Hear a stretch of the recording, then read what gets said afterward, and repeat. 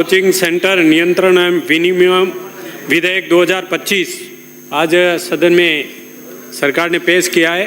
मैं इसका स्वागत करता हूँ। इस कोचिंग सेंटर से राजस्थान का जिस तरह से कोचिंग के मामले में ख्याति प्राप्त की है, जैसे कोटा, सीकर, जयपुर में इतने कोचिंग सेंटर है जिसका अपन को कोई कल्पना भी नहीं है और इतने बच्चे पढ़ रहे हैं, तो निश्चित रूप से कोचिंग के कारण से राजस्थान की राजस्व भी बढ़ेगी और राजस्थान इसके कारण से कोचिंग से हमारे बच्चे भी जिसके कंपटीशन में बराबरी कर पाएंगे। ऐसा बिल लेकर के सरकार आई है, मैं इसका स्वागत करता हूँ। माननीय सभापति महोदय, पिछले 2 दशकों में राजस्थान राज्य में कोचिंग सेंटरों का अनियमित प्रसार देखा गया। ऐसा भ्रामक प्रचार करते हैं कि हमारी कोचिंग में ही सबसे बड़ा कलेक्टर ही यहाँ से बन सकता है, आईटी में जा सकता है, नीट में फर्स्ट आ सकता है, और ऐसे भ्रामक प्रचार के कारण से अभिभावक अपने बच्चे को अच्छे कोचिंग सेंटर में भेजने के लिए कोशिश करता है और उनकी फीसों का जो मामला है वो दुख सुख करके गरीब गांव का किसान पैसे इकट्ठे करके अपने बच्चे को पढ़ाने के लिए कोशिश करता है। उसके दिल में रहती है, गांव के किसान के अभिभावक के दिल में रहती है कि मेरा बेटा भी क्यों नहीं कलेक्टर बन जाए, एसपी बन जाए, कोई बड़ा अधिकारी बन करके रहे। उसके लिए वो पेट काट करके भी अपने पैसे लगा करके उस बच्चे को पढ़ाता है। मगर उस अभिभावक को अपेक्षा इतनी होती है कि मेरे बच्चे का किस विषय में कैसे आगे बढ़ सकता है वो नहीं समझता, मगर वो तो ये देखता है कि मेरा बच्चा मैं अच्छी स्कूल में डालूंगा तो पढ़ेगा, और अच्छा पढ़ेगा तो निश्चित रूप से मेरा और मेरे परिवार का लालन पालन अच्छा कर सकेगा। उसकी अपेक्षा से वो उस बच्चे को अच्छे कोचिंग में भेजता है, मगर उस बच्चे का भी लेवल उस कोचिंग में पढ़ पाएगा या नहीं पढ़ पाएगा। वो मैथमेटिक्स में इंटेलिजेंट है और उसको बायोलॉजी में डाल दिया तो वो डॉक्टर बनने की बजाय वो इंजीनियर बनना चाहता था, और वो डॉक्टर की कारण से उसके मस्तिष्क में बाहर पड़ता है और उस मस्तिष्क के बाहर के कारण से सुसाइड होता है, बच्चे करते हैं। वो निश्चित रूप से कॉलेज में जाता है तो वो पढ़ाई में कमज़ोर लगता है, दूसरों के कंपटीशन में रहता है, और उस कंपटीशन के कारण के अपने आप को कमज़ोर समझ करके वो हीनता आ जाती है, उसके कारण से वो सुसाइड करता है। मगर सुसाइड के कारण से ही कोई ऐसी बात नहीं है कि ये कोचिंग क्लासें बंद कर दी जाए।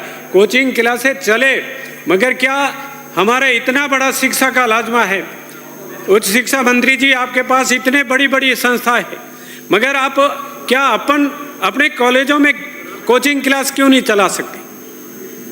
अब आपने इस बिल के क्लॉज में दिया है 3 में, राजस्थान ये प्राधिकरण के जो सदस्य बनाए वो उच्च अध्यक्ष बनेगा प्रभारी सचिव उच्च शिक्षा विभाग। क्या वो अभी भी उच्च शिक्षा विभाग का प्रभारी है ही है ना? अपनी उच्च शिक्षा को क्यों नहीं ठीक कर पा रहे? अगर वो वहां जाके कोचिंग को ठीक कर देगा, इसके ऊपर अपने को भी राजनीतिक दबाव भी होना चाहिए ताकि कि वो इस चीज को करे।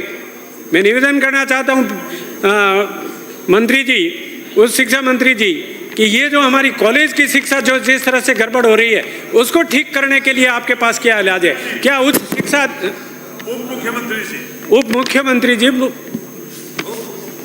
आप इस कॉलेज शिक्षा को भी अच्छा करें ताकि कॉलेज में भी बराबर क्लासें लग करके बच्चों को पढ़ा दिया जाए। अगर वो सचिव वहां जाकर के उस कोचिंग क्लासों को ठीक करने की अपेक्षा करता है तो अपनी यूनिवर्सिटी और कॉलेजों को क्यों नहीं ठीक कर पाता है? इसके साथ ही आपने 12 आदमियों का लाजमा बनाया है। ये सरकारी सारे अधिकारी लोग हैं, इनके पास काम कुछ नहीं है, इसलिए आप इसको काम दे रहे हो। प्राधिकरण को संभाल पाएंगे? इसमें भी कोई ना कोई आपका चेक होना चाहिए। आप इसको अच्छी मॉनिटरिंग करें ताकि कि वो संस्था जो बन रही है वो अच्छी तरह से चले।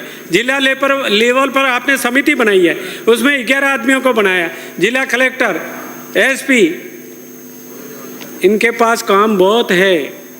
जिले में भी वो नई कानून व्यवस्था बिगड़ जाती है तो उसको भी संभालना पड़ता है, और इस कोचिंग क्लासों को संभालने के लिए उनके पास टाइम मिलेगा। इसलिए इसका राजनीतिक क्षेत्र के व्यक्तियों को भी या सामाजिक क्षेत्र के व्यक्तियों को भी इसमें डाला जाए, ताकि वो गरीब जनता की भावनाओं को समझते हुए कोचिंग सेंटरों में जिस तरह की गड़बड़ियाँ होती है उन गड़बड़ियों के ऊपर भी देख रेख कर सके। और आपने इसमें शास्तियाँ लगाने का जो बात कही है, इसमें शास्तियाँ में पहली बार अगर कोई कानून सामान्य शर्तों के अतिक्रमण करेगा तो 2 लाख रुपए लगाएंगे, ये कम है। आप लगाइए इसके ऊपर 10 लाख, 15 लाख, 20 लाख, ताकि वो ठीक हो जाए। एक गड़बड़ी से 2 लाख और 5 लाख से क्या होगा? 5,000 नहीं 2 लाख, 2 लाख और 50,000, तो ये शास्ति बहुत कम है। इसके लिए आपको शास्ति लगानी चाहिए 10,000 और 20,000 रुपये। दूसरी बार गलती करने पर 20,000 और तीसरी बार गलती करने पर उसको बिल्कुल लाइसेंस कैंसिल किया जाए। इसलिए मैं निवेदन करना चाह रहा हूँ कि बहुत ज़रूरी है हमारा राजस्थान शिक्षा के क्षेत्र में आगे बढ़े। कोचिंग के कारण से एक प्राइवेट में कोचिंग सेंटर का मालिक कितने होंगे? 2, 4, 5 आदमी मिलकर के करते हैं, और अपने पास इतना बड़ा लाजमा है शिक्षा का, फिर भी हम कमज़ोर हैं। इच्छा शक्ति जगानी पड़ेगी, बिल्कुल कंट्रोल करना पड़ेगा। हम कॉलेज जाते थे, बाकायदा कॉलेज में पीरियड लगते थे, और लेक्चरर आकर के अगर अब्सेंट मार्क करते थे। अब तो कोई हाजिरी का पता है ना कोई बात है। प्राइवेट कॉलेजों का क्या हाल है? बीएड कॉलेजों का क्या हाल है? घर बैठे बैठे बीएड कर लो, डबल फीस दे दो, पैसे जमा कराओ, सर्टिफिकेट मिल जाएगा। इसको ठीक कौन करेगा?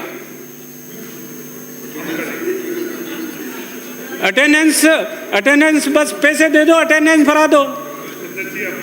मतलब अब दोनों तरफ चिंता का विषय है। हम हमारी आने वाली पीढ़ी को कैसे बनाना चाह रहे हैं? हम आने वाली पीढ़ी को मजबूत और सशक्त करने के लिए ये बिल लाए हैं कि ताकि कोचिंग क्लासों में जो विद्यार्थी आत्महत्या कर लेते हैं उनको कैसे रोका जाए। उनको मतलब जितना उसका ब्रेन ग्रिप कर सकता है उससे ज़्यादा देंगे तो वो निश्चित रूप से अपने आप को डिप्रेशन में लाएगा और आत्महत्या हो जाएगी। माँ बाप भी अपेक्षा करते हैं मेरा बेटा कलेक्टर बन जाए।